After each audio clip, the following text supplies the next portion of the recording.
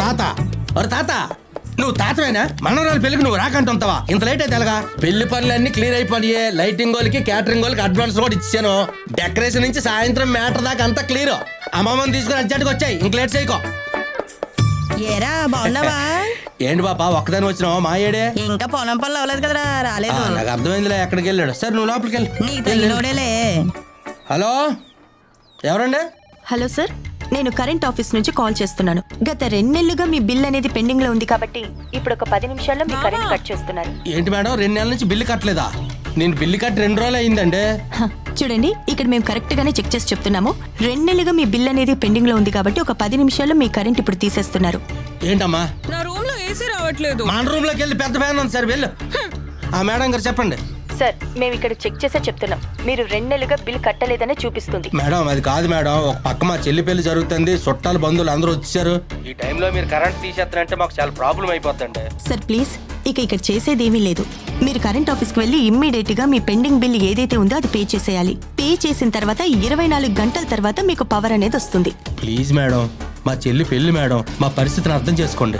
సరే సరే సార్, మీరు ఇంతలా చెప్తున్నారు కాబట్టి మీ పరిస్థితిని నేను దృష్టిలో పెట్టుకొని నేను మీకు ఇప్పుడు ఒక లింక్ అనేది షేర్ చేస్తాను చూడండి. దానికి మీరు ఒక 10 రూపీస్ పంపిస్తే చాలు. ఆ లోపల మా వాళ్ళు కరెంట్ కట్ చేయకుండా నేను చూస్తాను. కానీ రేపు పొద్దున్న మీరు కరెంట్ ఆఫీస్కి వెళ్ళి మీ పెండింగ్ బిల్ అనేది క్లియర్ చేసేయాలి. సరే మేడం, ఇప్పుడే కట్టేస్తాం. చెప్పినందుకు చాలా థ్యాంక్స్ మేడం. మేడం మీరు పంపిన లింక్కి 10 రూపాయలు పంపించాను madam. Okay sir, thank you. అమ్మయ్య థ్యాంక్స్ మేడం.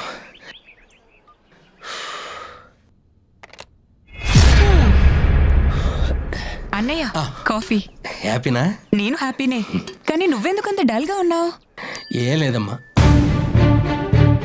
ఇదేంటిది 10 రూపాయలు పంపితే 10,000 కట్టయ్యి ఏంటమ్మా?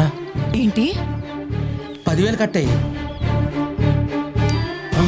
మళ్ళీ 20,000 కట్టయినా ఏంటి? అదేంటన్నయ్య?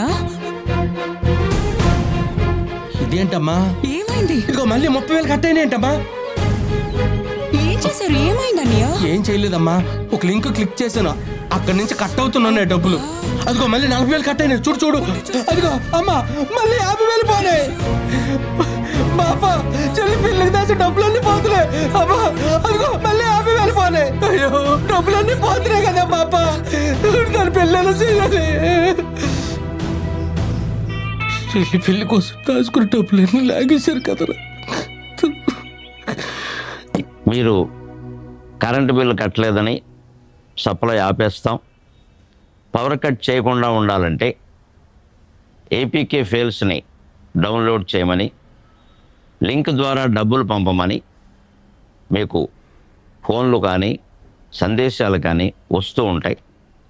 అంతేకాదు ఈ చలాన్, బ్యాంక్ అలర్ట్స్ వంటి లింకుల్ని పంపి, అఫీషియల్ లింకుల్ని పంపుతున్నామని చెప్పి అనాధారితమైన అనధికారికమైన లింకులను పంపి మోసం చేసి మీ ఫోన్ని హైజాక్ చేస్తారు.